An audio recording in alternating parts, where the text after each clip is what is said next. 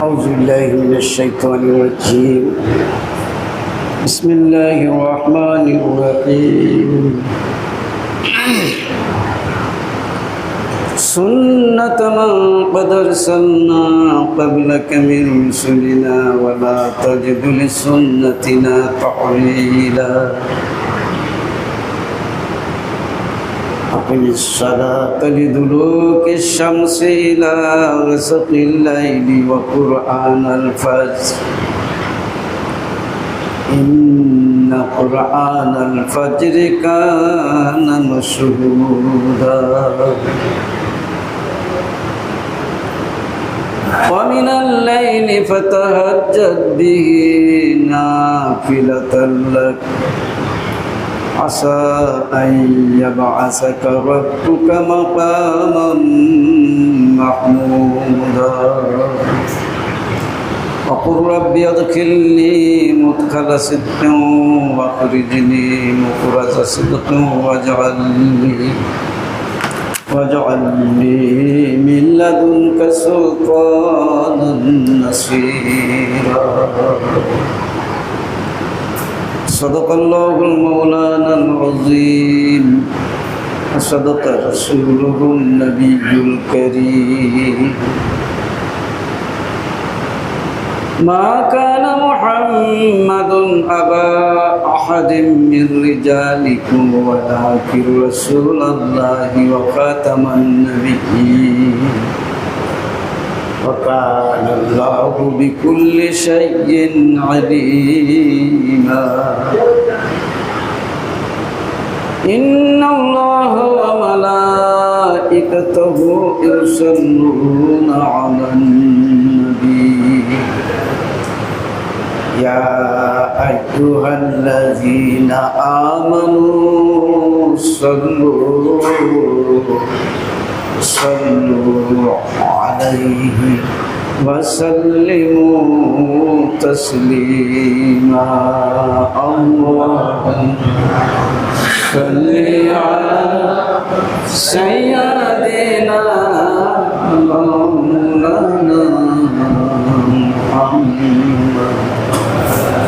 وعلى سيدنا مولانا محمد اللهم صل على سيدنا مولانا محمد وعلى آل سيدنا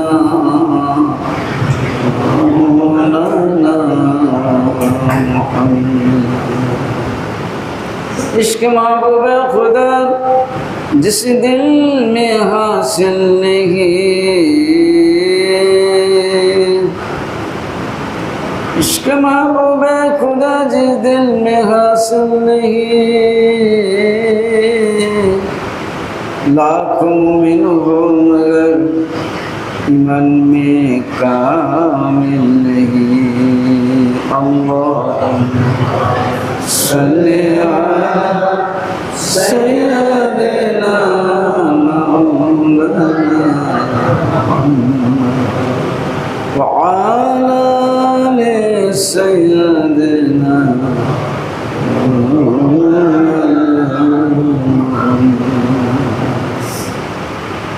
বুবি হালে সারা জীবন কাটাইলে সারে জাহান মাতাইলে সারে জাহান মাতাইলে মুহাম্মদ ইয়া রাসূলুল্লাহ আল্লাহুম্মা সাল্লি আলা সাইয়্যিদিনা মাওলানা মুহাম্মদ আলি সাইয়্যিদিনা মাওলানা মুহাম্মদ তুমি যে ইসলাম রবে হাবিবুল্লাহ শেষ নবী তুমি ইসলাম রবি হাবিবুল্লাহ শেষ নবী কাই মনে তোমায় সেবি কাই মনে তোমায় সেবি মুহাম্মদ ইয়া রাসূলুল্লাহ আল্লাহুম্মা সাল্লি আলা সাইয়্যিদিনা মাওলানা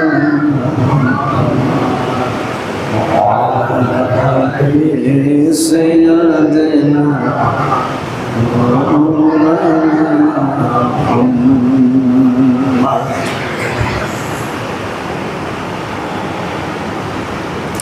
الحمد لله كفى والسلام على عباد الله الذين اصطفى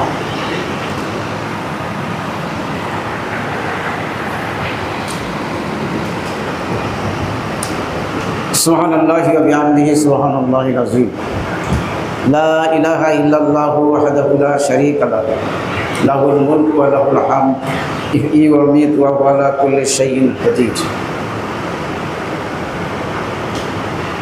প্রশংসা সবে সেই আল্লাহ পাকের জন্য যিনি আমাদের স্রষ্টা, যিনি আমাদের প্রতিপালক। আকাশ, পৃথিবী, চন্দ্র, সূর্য, গ্রহ, নক্ষত্র, জিন, ইনসান, গাছপালা, তৃণলতা সব কিছুই যিনি স্রষ্টা, সেই আল্লাহ রাব্বুল আলামিনের জন্যই সমস্ত প্রশংসা। তাঁর প্রিয় হাবিব প্রেমাস্পদ রসুল সৈয়দুল মুরসালিন ইমামুল মুরসালিন রাহমাত লিল আলামিন জনাবে মুহাম্মদুর রাসূলুল্লাহ সাল্লাল্লাহু আলাইহি ওয়াসাল্লাম, অন্যান্য নবী আলাইহিস সালাতু ওয়াস সালাম, সাহাবে কিরাম রাদিয়াল্লাহু তাআলা আনহুম আজমাইন এবং আল্লাহ পাকের যত প্রিয় বান্দা বান্দিরা এই দুনিয়া ছেড়ে চলে গিয়েছে, প্রত্যেকের প্রতি অনাদি অনন্তকাল ধরে যাবতীয় প্রকারের উৎকৃষ্ট সালাত ও সালাম অবারিত ধারায় বর্ষিত হতে থাক। সবাই বলুন আল্লাহুম্মা আমিন। আজকে প্রতি মাসের মতোই ইংরেজি মাসের তৃতীয় শুক্রবার মাকতুবাত মাহফিলের আলোচনা অনুষ্ঠান। বিভিন্ন জায়গার থেকে ছুটে এসেছেন আপনারা কষ্ট করে আল্লাহ রাব্বুল আলামিনের পরিচয় লাভ করার জন্য, আল্লাহ পাককে পাওয়ার জন্য, কীভাবে ইবাদত বন্দেগী করলে সে স্রষ্টার সন্তুষ্টি লাভ করা যায়। এই শিক্ষায় আল্লাহ রাব্বুল আলামিনের রসুল নবী মুহাম্মদুর রাসূলুল্লাহ সাল্লাল্লাহু আলাইহি ওয়াসাল্লামের মাধ্যমে এই পৃথিবীর মানুষকে শিখিয়ে দিয়েছে। সেই ধারা অনুযায়ী এ পর্যন্ত নায়েবে রসুল ওয়ারাসাতুল আম্বিয়া যারা, তাদের মাধ্যমে সারা বিশ্বে এই শিক্ষায় চালু রয়েছে কীরকমভাবে একজন মানুষ সুন্দর হতে পারে, সুন্দর জীবনযাপন করতে পারে। এই সুন্দর হচ্ছে আভ্যন্তরীণ সুন্দর। একজন মানুষের আখলাক, একজন মানুষের চরিত্র, আমল ভালো হলে সেই মানুষই ভালো, সেটাই সুন্দর। আর সুন্দর যতই হোক, যদি তার আমল, আখলাক, আমল, আকীদা, ঈমান এগুলো যদি অসুন্দর হয়, এগুলো যদি আল্লাহ বিরোধী হয়, তাকে সুন্দর মানুষ বলা যাবে না।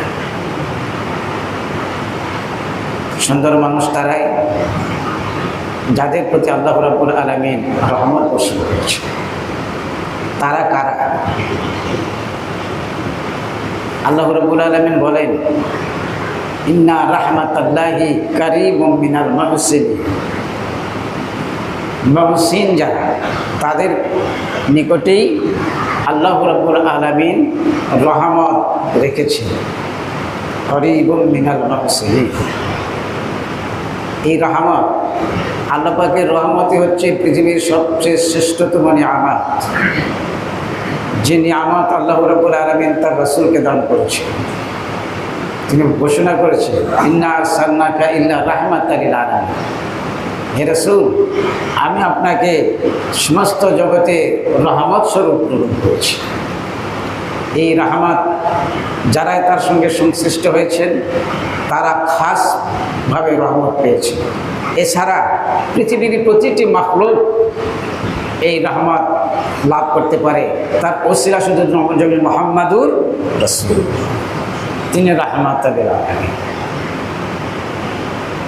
রাহমাতুল লিল আলামিন হওয়ার জন্যই তিনি এত বড় দুশ্মন, এত কষ্ট দিয়েছেন, যার সঙ্গে যাকে হত্যা করার জন্য সকল প্রকার ষড়যন্ত্র করেছেন, তাদের বিরুদ্ধে তিনি আল্লাহর কাছে কি গজবের জন্য প্রার্থনা করেননি। তাইফের ময়দানে আল্লাহ রাব্বুল আলামিনের রাসূলকে পাথর নিক্ষেপ করে করে জর্জরিত করে ফেলে দিয়েছিল কাফির মুশরিক বেদিনরা। কিন্তু তথাপিও তাদের জন্য বিরুদ্ধে আল্লাহর কাছে দোয়া করেন, তাদের শাস্তির জন্য দোয়া করেন। জিবরিল আলাইহিস সালাতু ওয়াস সালাম এসে তাকে বলেছেন, হে আল্লাহর হাবিব, এত নিষ্ঠুর এরা আপনার উপর জুলুম করলো, আপনি হুকুম করেন এই দুই ধারের দুই পাহাড় দিয়ে এদেরকে একেবারে নিষ্পেষিত করে দিন।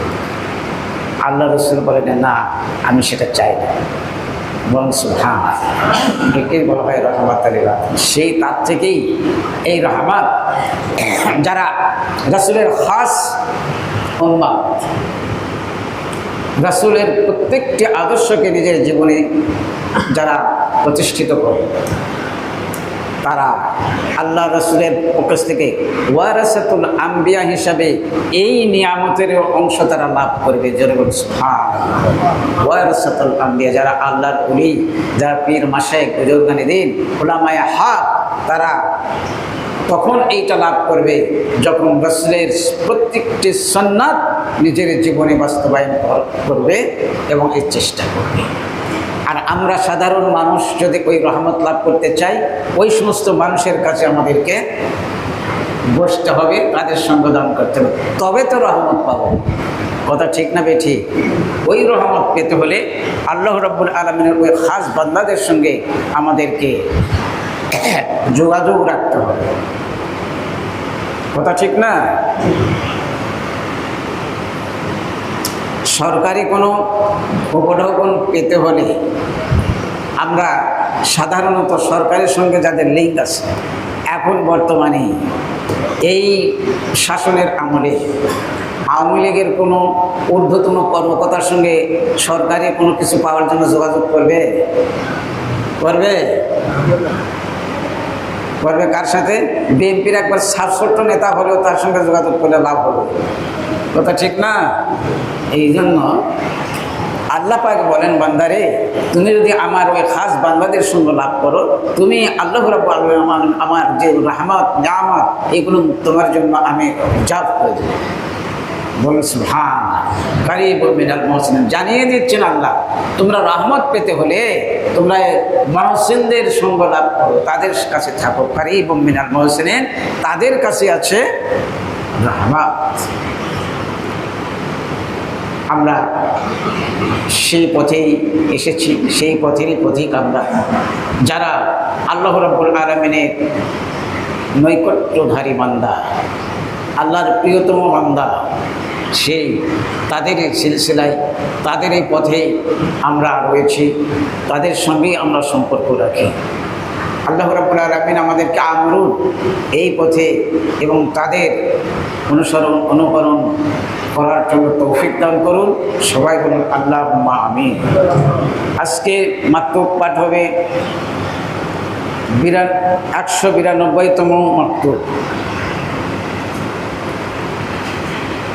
প্রথম খণ্ড, তৃতীয় ভাগ, 192তম মাত্র বের কিছু অংশ আমি পাঠ করব। এর আগে কিছু পাঠ করা হয়েছে,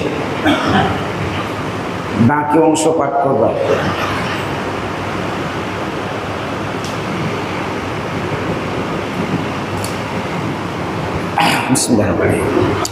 আল্লাহ পাক পরওয়ারদিগারে আলম যদি স্বীয় অনুগ্রহে কোনো তালেবকে অন্বেষণকারীকে। উক্তরূপ কামেলে মোকাম্মেল পীরের প্রতি পথ প্রদর্শন করেন, তবে তাহার পবিত্র অযুতকে অস্তিত্বকে যথেষ্ট জানা উচিত। আরশের কাছে আকাশ অতি নিম্নতর, মৃত্তিকা হতে কিন্তু অতি উচ্চতর।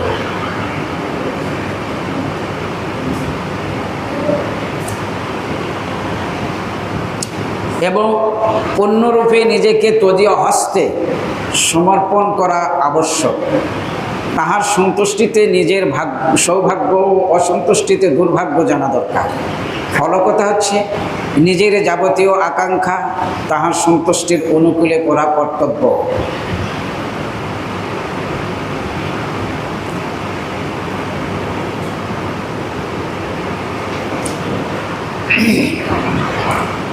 ফলকথা তাহার যাবতীয় আকাঙ্ক্ষা তাহার সন্তুষ্টির অনুকূলে হওয়া কর্তব্য। হাদিস শরীফে আসিয়াছে, তোমাদের মধ্যে কেহই মুমিন হবে না যে পর্যন্ত তাহার যাবতীয় আকাঙ্ক্ষা আমার আনিত শরীয়তের অনুকূল না হয়।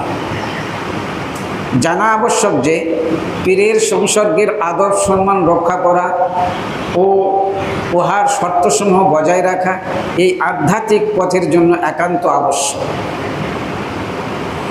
তবেই ফায়দা বা উপকার আদান প্রদানের পথ উন্মুক্ত হইবে।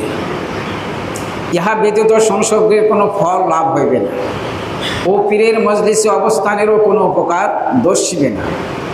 পীরের সংসর্গের কতিপয় আদব এবং জরুরি শর্ত আমি বর্ণনা করতেছি, মনোযোগের সহিত হুঁশিয়ার হইয়া শ্রবণ করিবে। জ্ঞাতব্য বিষয় এই যে তালেবের উচিত স্বীয় অন্তঃকরণের লক্ষ্য অন্য সমস্ত দিক হইতে ফিরাইয়া তদীয় পীরের দিকে নিয়োজিত করা। পীরের উপস্থিতিতে তাহার বিনা অনুমতিতে নফল ইবাদত এবং জিকিরকারীদের মধ্যে লিপ্ত হইবে না ও তাহার সম্মুখে অন্য কাহারও প্রতি ভ্রুক্ষেপ করিবে না, বরং তাহার প্রতি পূর্ণরূপে লক্ষ্য রাখিয়া উপবিষ্ট থাকিবে এ পর্যন্ত যে তিনি আদেশ না করিলে জিকিরের মধ্যেও মশগুল হইবে না এবং ফরজ সুন্নত ব্যতীত তাহার সম্মুখে অন্য কোনো নামাজও পড়িবে না। কথিত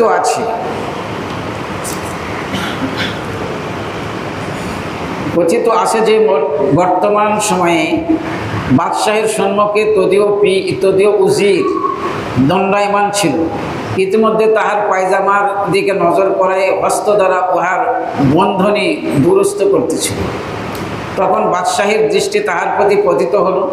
তাহাকে অন্যমনস্ক দেখিয়া বাদশাহ কঠোর ভাষায় বলিল যে আমি বরদাস্ত করতে পারিব না যে তুমি আমার উজির হইয়া আমার সম্মুখে নিজের পায়জামার প্রতি লক্ষ্য করো। এখন চিন্তা করিয়া দেখা উচিত যে পার্থিব বিষয়ের অবলম্বন বাদশাহের যখন এইরূপ সূক্ষ্ম আদর সম্মান পালন করিতে হয়, তখন আল্লাহ পাকের দরবারে পৌঁছিবার যিনি ওসিলা বা মাধ্যম, তাহার আদর সম্মান আরও অন্যরূপে বজায় রাখা যে একান্ত কর্তব্য, তাহা স্বতঃসিদ্ধ। মুরিদ এমন স্থানে দণ্ডায়মান হইবে না যে যাহাতে তাহার ছায়া পীরের বস্ত্র বা তাহার ছায়ার উপরে পতিত হয়। পীরের জায়নামাজের উপর পা দিবে না এবং তাহার ওযু গোসলের পাত্র ব্যবহার করিবে না। তাহার নিজস্ব কোনো দ্রব্য ব্যবহার করিবে না। মুরিদ পীরের সম্মুখে পানাহার করিবে না এবং অন্য কাহার সহিত কথা বলিবে না, বরং কোনো দিকেই লক্ষ্য করিবে না। পীরের অসাক্ষাতে তিনি যেদিকে আছেন সেই দিকে পা লম্বা করিবে না ও থুতু নিক্ষেপ করিবে না। পীর যদি কোনো কার্য করুন না কেন, পীর যে কোনো কার্য করুন না কেন তা সত্য ও সঠিক বলিয়া জানিবে, যদিও বাহ্যত উহা অন্যায় বলিয়া প্রতীয়মান হয়। যেহেতু তিনি যাহা করেন তাহা ইলহাম বা ঐশিক বিজ্ঞপ্তি ও আল্লাহর আদেশ ক্রমে করিয়া থাকেন, সুতরাং তথায় সমালোচনার কোনো অবকাশ নেই। অবশ্য ইলহামের মধ্যে কখনো ভুলও হওয়া সম্ভব, কিন্তু উক্ত ভুল ইস্তেহাদ বা মাসআলা উদ্ধারের ভুলের অনুরূপ। অতএব উহার জন্য কোনো সমালোচনা তিরস্কার করা জায়েজ নয়।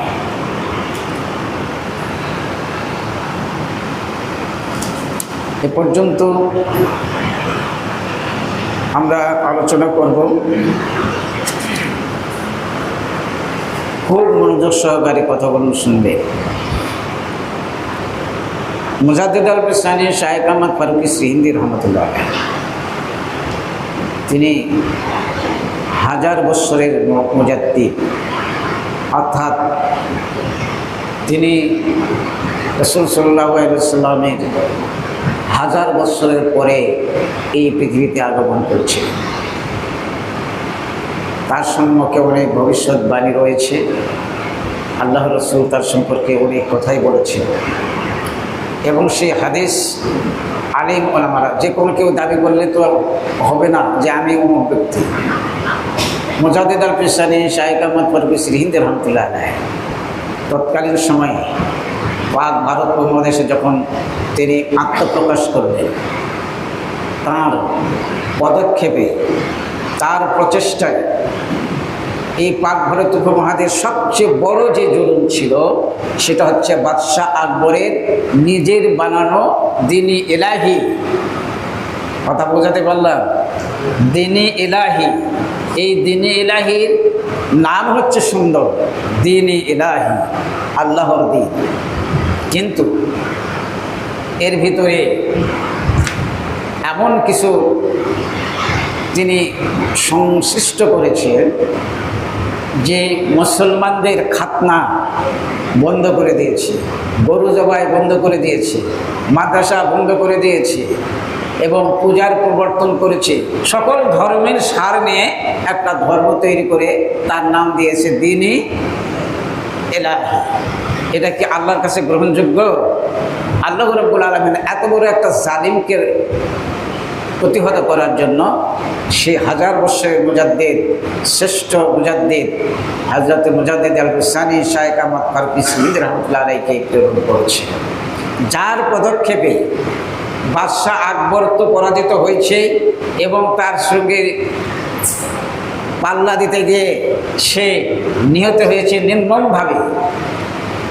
দ্বীন-ই ইলাহি উৎখাত হয়েছে। পরবর্তী সময়ে বাদশাহ জাহাঙ্গীর, বাদশাহ আকবরের ছেলে, স্থলাভিষিক্ত হয়ে সেইগুলো কাজ চালাতে লাগলো, কিন্তু মুজাদ্দিদ আল পিসানি রহমতুল্লাহ থামেন নাই। বাদশাহ জাহাঙ্গীরের উপর তার বিভিন্ন প্রচেষ্টায় এবং তার যত মুরিদ ছিল তাদেরকে সবাইকে নিয়ে, সর্বস্তরের লোকদেরকে নিয়ে এই দ্বীন-ই ইলাহির তখন বাদশাহ জাহাঙ্গীরের বিরুদ্ধে যুদ্ধ করেছে, জয়লাভ করেছে, জাহাঙ্গীর পরাজিত হয়েছে। সুবহানাল্লাহ। এখন যদি পীর কাউকে পরাজিত করে, মুরিদরা কি বলবে? ওই মস্তদে কাকে বসাবে? পীরকে বসাবে না?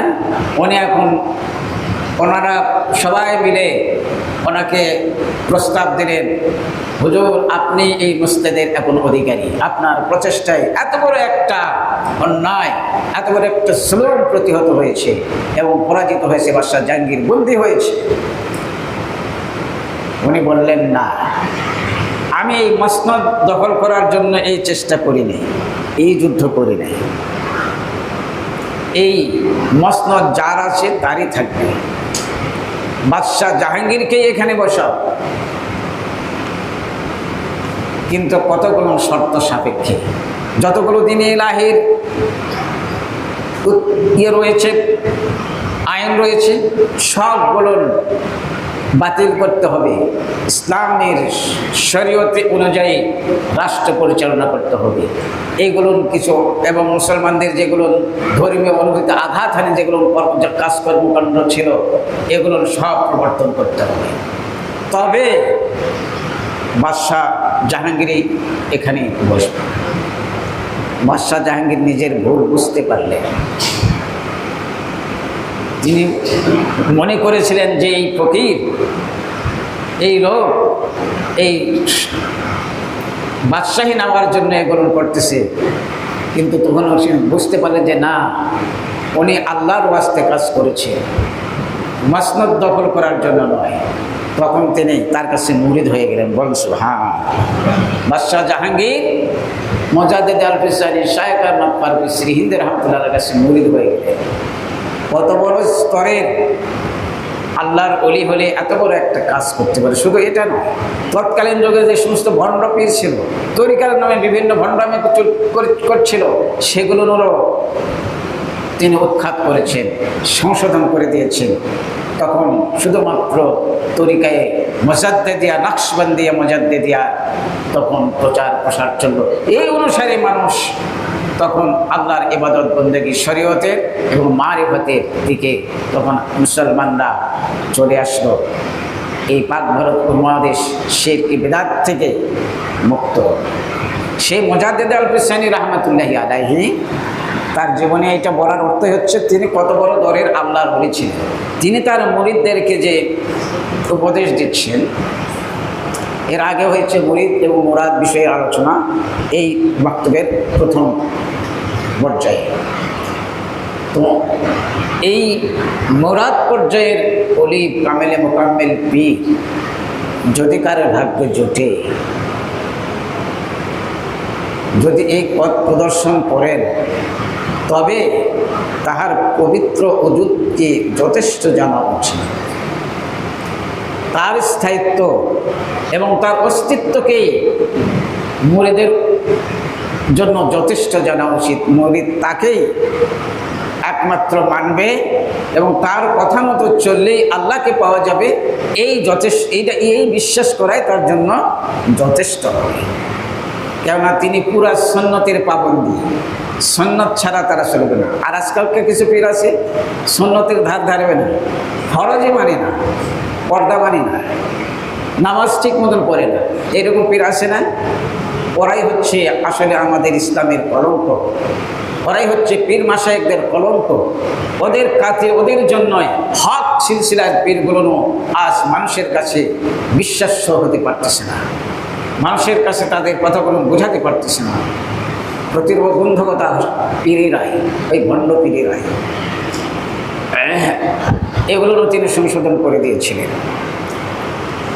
তাই এইরকম পীর যদি আপনি কখনো পান যে পুরা সুন্নতের পাবান, সুন্নতের উপর আমল করবে, তবে তার অস্তিত্বকে নিজের জীবনের জন্য যথেষ্ট মনে করতে হবে। তার সন্তুষ্টিতেই নিজের সৌভাগ্য, অসন্তুষ্টি, দুর্ভাগ্য জানা দরকার। আমি তার কথা অনুযায়ী যদি আমল করি তিনি খুশি হবেন, তাই না? কি জন্য খুশি হবেন? আল্লাহর বান্দা আল্লাহর পথে আসছে, সে জাহান্নাম থেকে মুক্তি পাবে, এই জন্য খুশি হবে, নিজের উপকারের জন্য নয়। মুরিদ হোক আর না হোক, কাউকে সত্য কথা বলে দেওয়াই হচ্ছে রাসূলের কাজ এবং নায়েবে রাসূলের ঠিক একই কাজ। এই জন্য তাকে খুশি করতে হবে। তিনি কিভাবে খুশি হবেন? বেশি বেশি হাদিয়া দিলে, টাকা পয়সা দিলে সন্তুষ্ট হয়, সম্পদ দিলে সন্তুষ্ট হয় না, এগুলো দিলে প্রকৃত সন্তুষ্ট তিনি হন না। যদি এগুলোর সঙ্গে সঙ্গে তার কথা মতো সে চলে, যা বলেন সেই মতো চলে, কেননা তিনি হুকুম দেবেন কিসে? কোরআন এবং সুন্নাহর আলোকে নিজের জীবন গড়ার জন্য হুকুম দিবেন। এই জন্য তার কথাকে আমাকে মেনে নিতে হবে, মানলে তিনি খুশি হবেন এবং আল্লাহ পাক খুশি হবে। আল্লাহ পাক খুশি হলে আমার খারাপ না ভালো? ভালো। এই জন্য আল্লাহর ওলিদেরকে খুশি করতে হবে আমাদের আমল দ্বারা, আমাদের বিশ্বাস দ্বারা, এবং তাকে খুশি করতে হবে এইভাবে। তিনি খুশি হলে রাসূল খুশি, রাসূল খুশি আল্লাহ খুশি। এই জন্য আমাদের জীবনের প্লট পরিবর্তন করে দিতে হবে। যেভাবে আমরা চলছি, যেভাবে আমরা জীবনযাপন করছি, এইভাবে চললে কিন্তু আল্লাহকে খুশি করা যাবে না। ফলকতা নিজের যাবতীয় আকাঙ্ক্ষা তার সন্তুষ্টির অনুকূল করতে হবে।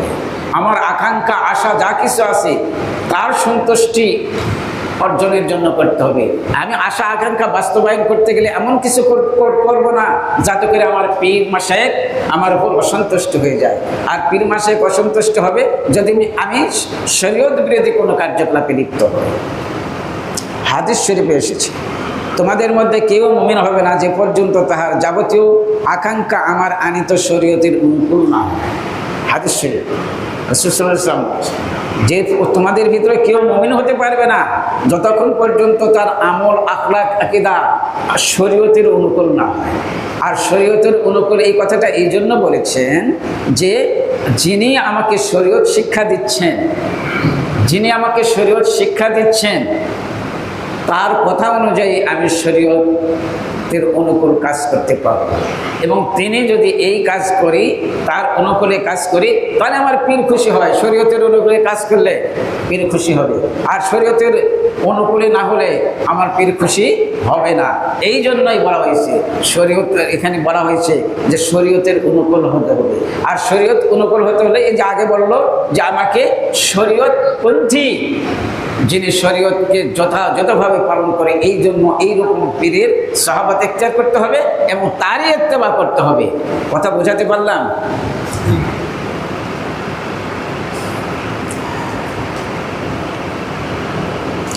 জানা আবশ্যক যে পীরের সংসর্গের আদব সম্মান রক্ষা করা ও শর্তসমূহ বজায় রাখা এই আধ্যাত্মিক পথের একান্ত আবশ্যক। তবেই ফায়দা বা উপকার আদান প্রদানের পথ উন্মুক্ত হবে। পীরের দরবারের এবং পীরের আদব রক্ষা করে সবসময় চলতে হবে। আদব বেয়াদব মাহরুমে গাছ আজ ফাসদারা, বেয়াদবে সে যার কাছেই করুক, যার সাথেই করুক না কেন, সাধারণ একটা মুমিনের সঙ্গে যদি বেয়াদবি করে আল্লাহ রাব্বুল আলামিনের রহমত থেকে সে বঞ্চিত হবে। এই জন্য পীর মুর্শিদের কাছে তো আর বেয়াদবি করা যাবেই না, কোনো না। সাহাবায়ে কেরামরা যেই রকম আদব সম্মান রক্ষা করে আল্লাহ রাসূলের অনুগত ছিলেন এবং তার আনুগত্য করেছেন, তার সাহাবত লাভ করেছেন, বিন্দু পরিমাণ তারা কি করেন নাই, আদবের খেলাপ কাজ করেন নাই, বরং তিনি সবসময় আল্লাহ রাব্বুল আলামিনের সন্তুষ্টির জন্য সাহাবায়ে কেরামরা রাসূল সাল্লাল্লাহু আলাইহি ওয়াসাল্লামের আনুগত্য করেছেন, তার আদব রক্ষা করে চলেছেন। এই জন্য যেহেতু পীর মুর্শিদ পুরা সুন্নাতের উপর থাকে এবং সুন্নাত অনুযায়ী মানুষকে শিক্ষা দেয়, ইলম অর্জন করেছেন, এই জন্য তিনি নায়েবে রাসূল। আমার রাসূলের সম্মান যেরকমভাবে রক্ষা করার দরকার এবং নায়েবে রাসূল আল্লাহর ওলি মাশায়েখগণের সম্মান অনুরূপভাবেই রক্ষা করা দরকার। তবে উনি খুশি হলে আল্লাহ খুশি হবে, আল্লাহ রাসূল খুশি হবে। বুঝা গেছে কথা? এই জন্য আল্লাহর ওলিদের সঙ্গে আমরা বেয়াদবি করব না, পীর মাশায়েখদের সঙ্গে বেয়াদবি করব না। রাসূল সাল্লাল্লাহু আলাইহি ওয়াসাল্লাম কি বলেছেন? আল্লাহ রাসূল বলেছেন হাদিসে কুদসি, আল্লাহ তাআলা বলেন, মান আদা লি ওয়ালিয়ান ফাকাদ আযানতু লিল্লাহ, যারা আমার ওলির সঙ্গে বিরোধিতা করবে তাদের বিরুদ্ধে আল্লাহ রাব্বুল আলামিন স্বয়ং যুদ্ধের জন্য প্রস্তুতি নিয়ে নেন। তাহলে বুঝতে হবে আল্লাহ ওলিদেরকে আল্লাহ কত ভালোবাসে। আমি আমার বন্ধুর পাশে তখন দাঁড়াবো ওই বন্ধু যদি আমার মন সন্তুষ্টি করে, আমার বন্ধু প্রতি যদি আমি খুশি থাকি, তবে আমার বন্ধুর বিপদে আপদে তাকে আমি তো সাহায্য করার জন্য দাঁড়াবো। কি কথা ঠিক না বেঠিক? আমি যদি আল্লাহর প্রকৃত বন্ধু হই, তার কথা মতো চলি, তাকে সন্তুষ্টি করতে পারি, আমার বিপদে আমি সবসময় আল্লাহ রাব্বুল আলামিন দাঁড়িয়ে যাবেন। বলুন সুবহানাল্লাহ। ইহা ব্যতীত সংসর্গের কোনো ফল হবে না। সংসর্গ যে বলা হয়েছে কোন সাদেকিনদের অর্থাৎ পীর মাশায়েখদের সঙ্গ লাভ করো, যদি সঙ্গ লাভ করে 1000 বছর হায়াত লাভ করে, কিন্তু যদি আদব রক্ষা করে চলতে না পারে পীরে, তাহলে 1000 বছরে যদি সঙ্গতা লাভ করে তথাপি সে কোনো উপকার লাভ করতে পারবে না। এই জন্য খুব সতর্ক পীর মাশায়েখদের, যারা আমরা পীর মাশায়েখদের পথে আছি, আমার পীরে আমার প্রতি নারাজ হয়ে যায়, আমার প্রতি নাখুশ হয়ে যায়, এইরকম কোনো কাজ আমরা করব না।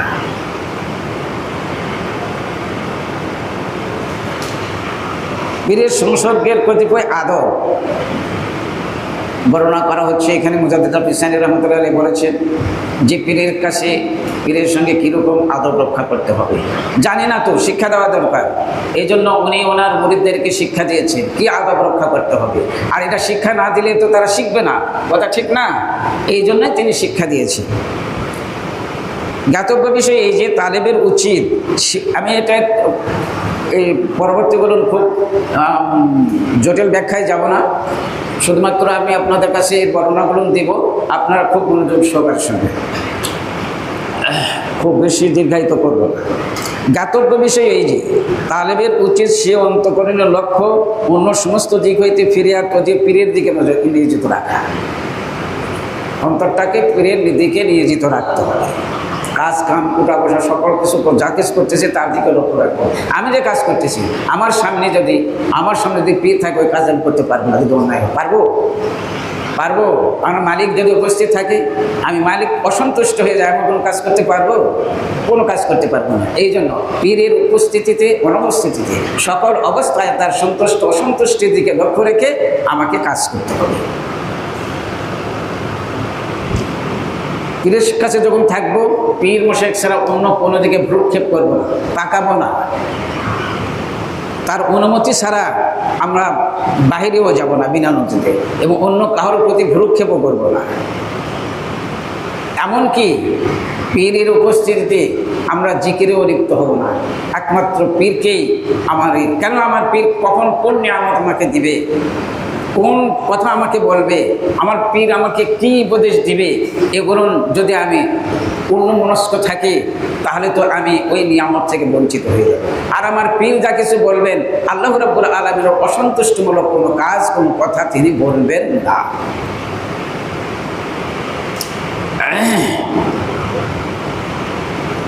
এ পর্যন্ত যে তিনি আদেশ না করিলে জিকিরের মধ্যেও মশগুল হবে না, এবং ফরজ সুন্নত ব্যতীত তার সম্মুখে অন্য কোনো নামাজও পাঠ করবেন, ফরজ এবং সুন্নতে মুআক্কাদা ছাড়া।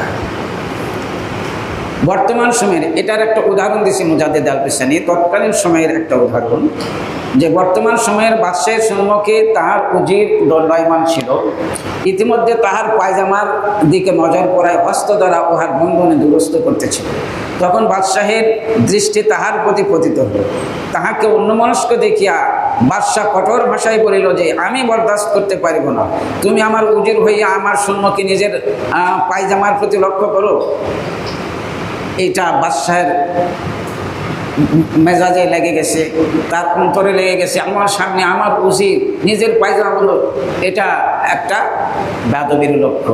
সুতরাং মুজাদ্দিদ আল ফিসানি রাহমাতুল্লাহ এই ঘটনাটা উল্লেখ করে তিনি বলছেন, দুনিয়ার বাদশার জন্য যদি কেউ এরকম করে বা এরকম করতে হয়, তাহলে আমাকে এখন লক্ষ্য রাখতে হইবে যিনি আমাকে আল্লাহ পর্যন্ত পৌঁছে দিবেন তার আদব কীরকমভাবে রক্ষা করা আমাদের দরকার।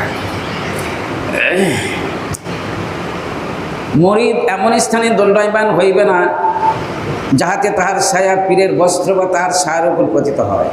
পীরের জায়নামাজের উপর পা দিবে না, এবং তাহার ওজুর গোসলের পাত্র ব্যবহার করবে না, ও তাহার নিজস্ব কোনো দ্রব্য ব্যবহার করবে না। মুরিদ পীরের সম্মুখে পানাহার করিবে না, এবং অন্য কাহার প্রতি কথাও বলিবে না, বরং কোনো দিকেই লক্ষ্য করিবে না। পীরের অসাক্ষাতে তিনি যেদিকে আছেন সেই দিকে পা লম্বা করিবে না ও থুতু নিক্ষেপ করিবে না।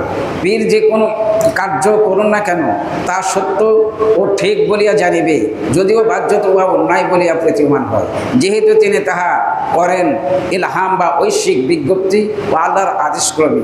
সুতরাং কথায় সমালোচনার কোনো অবকাশ নাই। অবশ্য ইলহামের মধ্যে ভুল হতে পারে, কিন্তু উক্ত ভুল ইস্তেহাদ বা মাসআলা উদ্ধারের ভুলের অনুরূপ, অতএব উহার জন্য কোনো সমালোচনা তিরস্কার করা জায়েজ হয়। আল্লাহর ওলিরা যে কাজগুলো করে, অনেক সময় ইলহামের মাধ্যমে যদি এমন কোনো কাজ করলো যেটা আমাদের দৃষ্টিতে এটা ঠিক বলে মনে হচ্ছে, তথাপিও তার সমালোচনা করা যাবে না। কেননা পীর মুর্শিদ যা করে আল্লাহ রাব্বুল আলামিনের পক্ষ থেকে ইলহাম কাশ এগুলোর মাধ্যমে করে থাকে। যদি এতে ইলহামে ভুল হতে পারে, ইলহাম অনেক সময় সঠিক নাও হতে পারে, এই কথাগুলো তখন আমাকে ইজতিহাদের ভুলের মতো মানতে হবে। যেমন কোরআন এবং হাদিসের কিছু বিষয় নিয়ে আলিম ওলামারা ইজতিহাদ করে। যেমন আমাদের চার মাযহাবের ইখতিলাফ আছে, অনেক ইখতিলাফে মাসালা আছে, এগুলো একজনের ভুল একজনের সঠিক হয়েছে। ভুল যেটা হয়েছে সেটা মনে করতে হবে তার ইজতিহাদি ভুল। আর ইজতিহাদি ভুল হলে, যদি ইজতিহাদি ভুল হয় তখন সে 1 সওয়াব পাবে। ইজতিহাদি ভুল হলে 1 সওয়াব পাবে, আর ইজতিহাদ যদি ঠিক হয় তাহলে দ্বিগুণ সওয়াব লাভ করবে।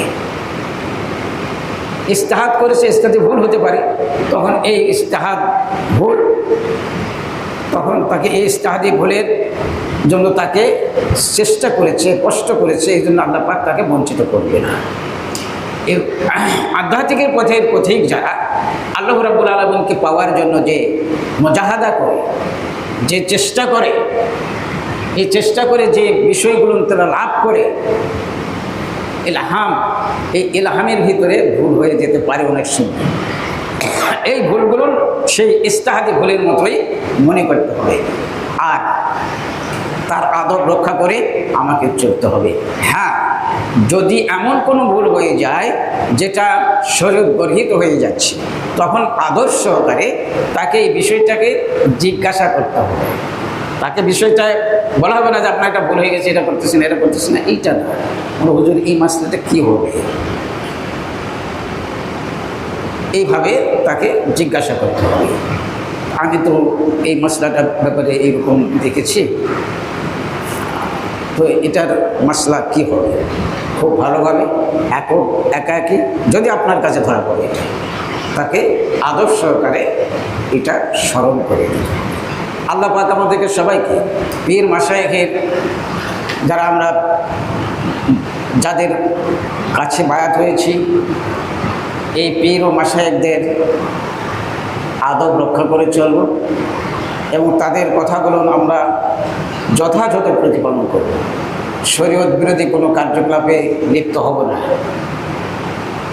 নামাজ কখনোই ত্যাগ করব না, হারাম পরিত্যাগ করব, হালাল উপার্জন করব, নিজের পারিবারিকভাবে সবাই যেন শরীয়তের উপর চলতে পারে এর চেষ্টা করব। আল্লাহ পাক আমাদেরকে সবাইকে তৌফিক এনায়েত করুন। সবাই বলুন আল্লাহুম্মা আমিন। ওয়া আখিরু দাওয়ানা আলহামদুলিল্লাহি রাব্বিল আলামিন। মুহাম্মদ দরুদ পড়ুন। আল্লাহুম্মা সাইয়্যিদিনা মাওলানা মুহাম্মদ ওয়া আলা আলি সাইয়্যিদিনা মাওলানা محمد صل على مولانا محمد وعلى آل سيدنا مولانا محمد صلاة يا رسول الله عليكم سلام يا حبيب الله عليكم صلاة يا رسول الله عليكم سلام يا حبيب الله عليكم جلوہ گرو یا امام المرسلین جلوہ گرو رحمة للعالمین صلاة یا رسول اللہ علیکم سلام یا حبیب اللہ علیکم সবাই সূরা ফাতিহা একবার, সূরা ইখলাস 3 বার পড়ো।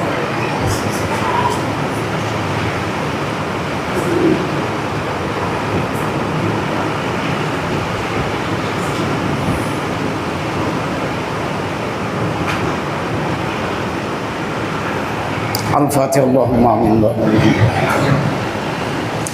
الحمد لله رب العالمين، الصلاة والسلام على رسوله الكريم وعلى آله وصحبه وجوده وذريته وأهل بيته وحبابه أجمعين.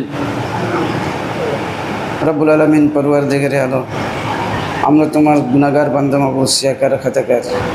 আল্লাহ, জুমার নামাজের পরে মাকতুবাত শরীফের আলোচনা করা হয়েছে, দিনে আলোচনা করা হয়েছে, তোমার হাবিবের প্রতি সালাত ও সালাম পাঠ করা হয়েছে। আল্লাহ, তোমার একবার পবিত্র কোরআন শরীফ খতম করেছে, এগুলো সব কিছু তুমি কবুল করে নাও। এর সবের হাদিয়া তোমার প্যারা হাবিব জনাব মুহাম্মদ রাসূলুল্লাহ সাল্লাল্লাহু আলাইহি ওয়াসাল্লামের পবিত্র রওজা শরীফ বসে সমস্ত আম্বিয়া আলাইহিস সালাতু ওয়াস সালাম, সমস্ত সাহাবা একরাম, আশারে মুবাশশারা, খুলাফা রাশিদিন, আজওয়াজ মুত্তাহহারিন, উম্মত জননী গুণের রূহ মুবারক বসে দাও। আল্লাহ যত তোমার প্রিয় বান্দা বান্দিরা এই দুনিয়া ছেড়ে চলে গিয়েছেন আল্লাহ তাদের প্রত্যেকের আগ্রহের সব পৌঁছে দেব, মোকাররবিন ফেরেশতাগণের ব্যাপারে পৌঁছে দেব।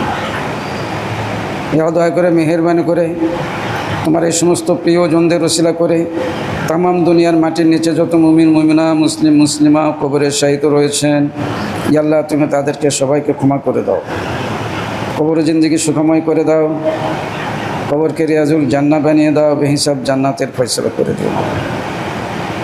রব্বুল আলামিন পরওয়ারদিগারে আলম তোমার এক বান্দা আল্লাহ তার নানির জন্য, তোমার আর বান্দা তার স্ত্রীর জন্য দোয়া চেয়েছে মাবুদ। আল্লাহ তুমি তার পরকালের জিন্দেগি সুখময় করে দাও, তার কবরকে রিয়াজুল জান্নাত বানিয়ে দাও, বেহিসাব জান্নাতের ফয়সালা করে দাও। রব্বুল আলামিন পরওয়ারদিগারে আলম তোমার এক বান্দা পবিত্র কোরআনুল কারীম খতম করেছে আল্লাহ এসিলা করে আল্লাহ তুমি তাকে যা যা খায়ের দান করো। আল্লাহ তার পিতামাতা ভাই বোন আত্মীয় স্বজন বন্ধু বান্ধবের ভিতরে আপনজন যারা চলে গিয়েছেন আল্লাহ তুমি তাদের সবাইকে ক্ষমা করে দাও, তাদেরকে জান্নাতবাসিনী বানিয়ে দাও, বেহিসাব জান্নাতের ফয়সালা করে দিও। মাওলা পরওয়ারদিগারে আলম আজকের এই পবিত্র মাকতুবাত মাহফিলে যারা পরোক্ষভাবে এবং পরোক্ষভাবে যারা অংশগ্রহণ করেছে, মাহফিলকে স্বতঃস্ফূর্ত করার জন্য যারা অংশগ্রহণ করেছে আল্লাহ রাব্বুল আলামিন পরওয়ারদিগারে আলম তাদের এই পরিশ্রম এবং তাদের এই দান এবং তাদের এই সহযোগিতা তুমি কবুল করে নাও। আল্লাহ তাদেরকে সবাইকে যা যা খায়ের দান করো। আল্লাহ তাদের আপনজন যারা এই পৃথিবী ছেড়ে চলে গিয়েছেন, পিতামাতা ভাই বোন আত্মীয় স্বজন আল্লাহ তুমি তাদেরকে সবাইকে ক্ষমা করে দাও মাবুদ। রব্বুল আলামিন পরওয়ারদিগারে আলম আমরা গুনাহগার সিয়াকার খাতাকার, আমাদেরকে মাফ করে দাও আল্লাহ, আমাদের ক্ষমা করে দাও, তোমার বান্দা হিসাবে কবুল করে নাও, তোমার বান্দিকে করার তৌফিক দান করো ইয়া রব্বুল আলামিন। তোমার বান্দিকে থেকে আমাদের গাফিল করো না, গাফিল করো না, গাফিল শরীয়তের পাবন করে দাও, মারিফাত নসিব করে দাও, দিল সমূহকে জিন্দা করে দাও মাবুদ। হক প্রতিষ্ঠিত করো, বাতিল ধ্বংস করে দাও, হক প্রতিষ্ঠিত করো, বাতিলকে নিশ্চিহ্ন করে দাও, হক প্রতিষ্ঠিত করো, বাতিলকে তাবা করে দাও মাবুদ। তরিকায় খাস মুজাদ্দিদ এলাকাব্যাপী দেশব্যাপী সারা বিশ্বব্যাপী তীব্র তেজে ব্যাপকভাবে প্রসারিত করে দাও। শয়তানের পথ থেকে, শয়তান মত থেকে, ভ্রান্ত পথ থেকে, ভ্রান্ত মত থেকে আমাদের সবাইকে হেফাজত করো। সমস্ত উম্মতে মুহাম্মাদীকে হেফাজত করো, দয়া করো, রহম করো, করুণা করো, ঈমান আমল এবং আকীদার সংশোধন করার তৌফিক দান করো মাওলা। ইয়া আল্লাহ আমরা যারা তোমার দরবারে হাত তুলেছি মাওলা, আমাদের পিতামাতা ভাই বোন আত্মীয় স্বজন যারা এই দুনিয়া ছেড়ে চলে গিয়েছিল মাবুদ, বড় আদর যত্ন স্নেহ মায়া মমতা দিয়ে আমাদের লালন পালন করেছে, দেওয়ার মতো দুনিয়ার আর অন্য কিছুই নাই, একটা কোনা করি আমরা তাদেরকে দিতে পারবো না। তিনি তো আমাদের জন্য অনেক কিছু রেখে গিয়েছেন, এর একটি পয়সাও তাদেরকে দিতে পারবো না। ইয়া আল্লাহ তুমি এই জন্য আমাদেরকে শিখিয়ে দিয়েছো রাব্বির হামহুমা কামা রাব্বায়ানি সগীরা, রাব্বির হামহুমা কামা রাব্বায়ানি সগীরা। মাওলা আমাদের পিতামাতা ভাই বোন আত্মীয় স্বজন আপনজনকে তুমি ক্ষমা করে দাও, তাদের মাফ করে দাও, তাদের কবরের জিন্দেগি সুখময় করে দাও, কবরকে রিয়াজুল জান্নাত বানিয়ে দাও, বেহিসাব জান্নাতের ফয়সালা করে দাও। মাওলা পরওয়ারদিগারে আলম আজ সারা বিশ্বে মুসলমানদেরকে অত্যাচার করা হচ্ছে, মুসলমানদের আজকাল নির্যাতনের শিকার, ইয়াল্লাহ জুলুমের শিকার, ইয়াল্লাহ কাফির মুশরিক বেদিনদের এই ষড়যন্ত্র থেকে, এই অত্যাচার থেকে সমগ্র মুসলমানকে তুমি হেফাজত করো, মুসলমানদেরকে তুমি হেফাজত করো মাবুদ। আল্লাহুম্মা ইজ্জাল ইসলাম ওয়াল মুসলিমিন ওয়াকজুলিল কাফারাত ওয়াল মুক্তাদাত আল মুশরিকিন, আল্লাহুম্মা আনসুর মুসলিমিনা আলা কাওমিজ জালিমিন ওয়াল কাফিরিন ওয়াল হাসিদিন, আল্লাহুম্মা আনসুর মুসলিমাল ফিলিস্তিন ওয়াল বাংলাদেশ ওয়াল ভারত। আল্লাহ তুমি দয়া করে মেহেরবানি করে আমাদের এই প্রার্থনাকে কবুল করে নাও। ইলাহি বাহাক্কে বানি ফাতেমা কেবার কাউলে ইমা কুনি খাতেমা, ইলাহি বাহাক্কে বানি ফাতেমা কেবার কাউলে ইমা কুনি খাতেমা, ইলাহি বাহাক্কে বানি ফাতেমা কিবার কৌলে মা কোনে খাতমা। আমিন আমিন সুম্মা আমিন। ওয়াজআল আখিরাল কালমাতি ইনদাল মাউতিনা বাহাক্ক লা ইলাহা ইল্লাল্লাহু মুহাম্মাদুর রাসূলুল্লাহ। আসসালামু আলাইকুম ওয়া রাহমাতুল্লাহি ওয়া বারাকাতুহু।